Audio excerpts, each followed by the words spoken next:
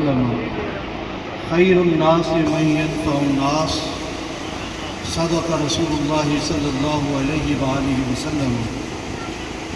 کیونکہ ایام کربلا ہے، میری خواہش ہے کہ مولا حسین اور ان کے ساتھیوں کی درجات کی بلندی کے لیے اور اپنے ایمان کی بڑھوتری کے لیے آقا صلی اللہ علیہ وآلہ وسلم کی بارگاہ میں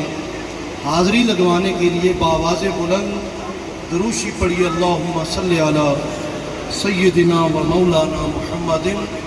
وعلی آل سیدنا و مولانا محمد وبارک وسلم وصلی علیہ۔ خدا کے بندے تو ہیں ہزاروں، بنوں میں پھرتے ہیں مارے مارے، میں اس کا بندہ بنوں گا جس کو خدا کے بندوں سے پیار ہوگا۔ برادران اسلام، میں نے جتنا دین کو پڑھا اور اس کا نتیجہ نکالا وہ یہ ہے کہ اسلام لانے کے بعد سب سے بڑی جو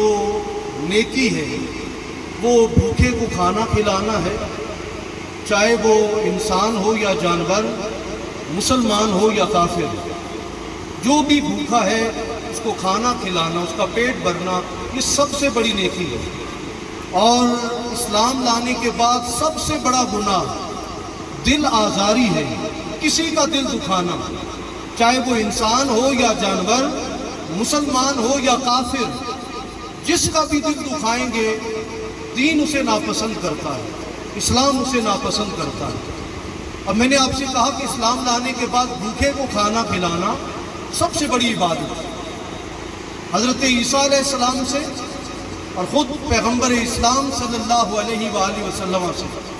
سیم ایک ہی جیسے الفاظ روایت ہیں، انجیل مقدس میں بھی اور حدیث طیبہ میں بھی۔ آقا فرماتے ہیں کہ حشر کے میدان میں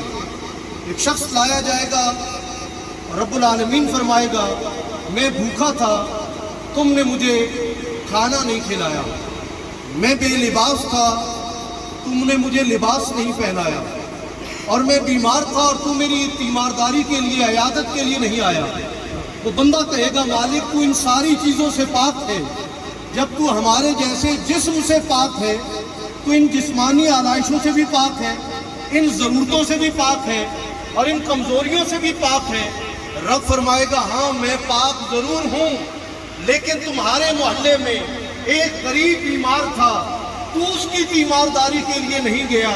گویا تو میری تیمارداری کے لیے نہیں آیا۔ ایک یتیم بھوکا سویا تھا، ایک بیوہ بھوکی سوئی تھی، تو نے اسے کھانا نہیں کھلایا،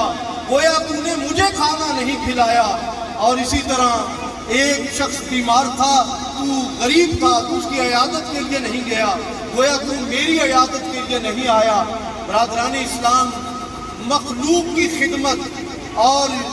مولا روم رحمۃ اللہ علیہ فرماتے ہیں اللہ تک پہنچنے کے سینکڑوں راستے تھے، میں نے سب سے مختصر اور شارٹ کٹ راستے کا انتخاب کیا، اور وہ یہ تھی کہ اللہ کی مخلوق کی خدمت اور اللہ کی مخلوق سے محبت کرنا۔